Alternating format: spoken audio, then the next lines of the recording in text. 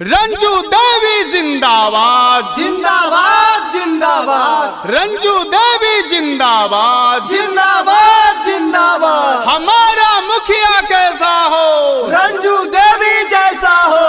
हमारा मुखिया कैसा हो, रंजू देवी जैसा हो। मनोज भैया जिंदाबाद जिंदाबाद जिंदाबाद। मनोज भैया जिंदाबाद। दीदी रंजू दीदी हाथ जोड़ी कहे लाना भैया मनोज भैया कि फिर से हमारे के मुखिया बा नहीं हाय भैया धीरे धीरे भारी बहुमत से ना के जीतोई है दीदी धीरे धीरे। जी हाँ भैया, दुब्बा पंचायत का सबसे कर्मठ और सुयोग्य मुखिया उम्मीदवार हमारे रंजू देवी जी को भरपूर सपोर्ट करें और अपना बहुमूल्य वोट प्रदान करें।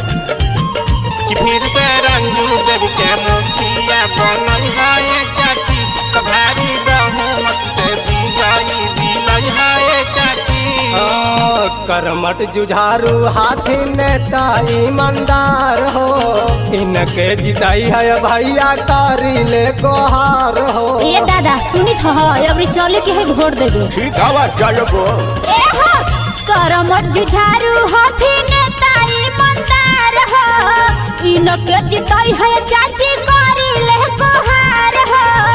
कि अब की बैगन छप्पर बटना दा वही हाय चाची धीरे धीरे भारी बहुमत से ना के जीतोई है दीदी धीरे धीरे। रंजू देवी जिंदाबाद जिंदाबाद जिंदाबाद। रंजू देवी जिंदाबाद जिंदाबाद जिंदाबाद। हमारा मुखिया कैसा हो, रंजू देवी जैसा हो।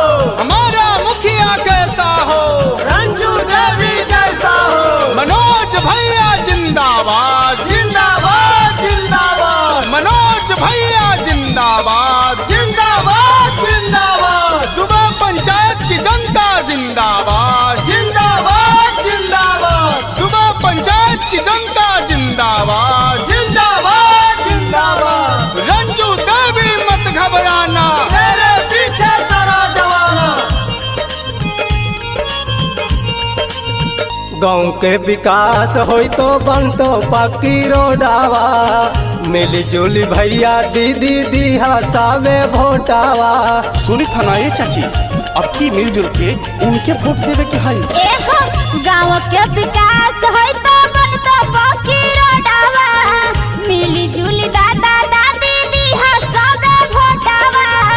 और रंजू दीदी के मुखिया बा नहीं हाय चाची धीरे धीरे भारी बहुमत से ना के जीतोई है चाची धीरे धीरे। छवे नंबर वाला बटना दा वही हाय चाची धीरे धीरे भारी बहुमत से ना के जीतोई है दीदी धीरे धीरे।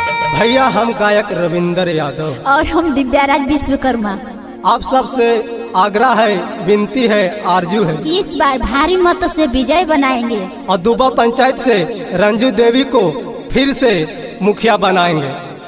रंजू देवी जिंदाबाद जिंदाबाद जिंदाबाद। रंजू देवी जिंदाबाद जिंदाबाद जिंदाबाद। हमारा मुखिया कैसा हो, रंजू देवी जैसा हो।